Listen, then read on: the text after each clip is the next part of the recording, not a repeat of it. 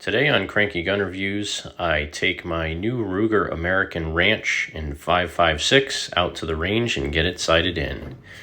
This was another day yet where I was out at the range with other people, so I could not really do a lot of voiceover while I was shooting, but I decided instead just to take my time and sight this thing in. Now, the nice thing about this was the very first couple of shots that I took were on paper, because I actually had this scope on the 223 version of the Tuger American Predator just a few weeks ago. It was actually pretty close to being sighted in already. So I had to do very little fiddling to get this thing right on target. And once I shot it several times, I realized that definitely I am happy that I traded in the American Predator for this model. I like the shorter barrel. I like the compactness and the lightweightness of this. Also, in 5.56, it makes it really nice because not only can I still use my AR magazines, but I can also shoot any 5.56 or 223 out of this. So if I want better accuracy, I can use a target model 223 round. If I want some better punching power, I can use M855 or some other rounds that I can get in 5.56 with some higher velocity. So it's a lot more versatile than it was before. And the action on this, like most Tuger Americans, it's a little bit chunky, but this is also the first time I used it.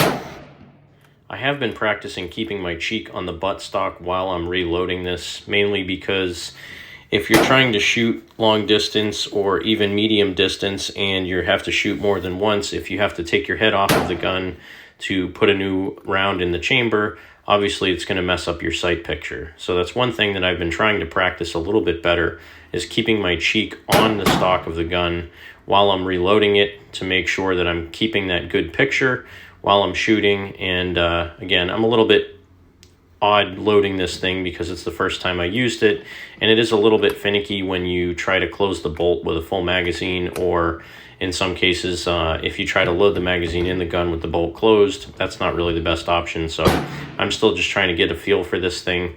Some of these magazines are also Hera, H-E-R-A, which are made in Germany, and they're okay, but they don't really have the best anti-tilt followers inside the magazines. I'm not even sure they are anti-tilt.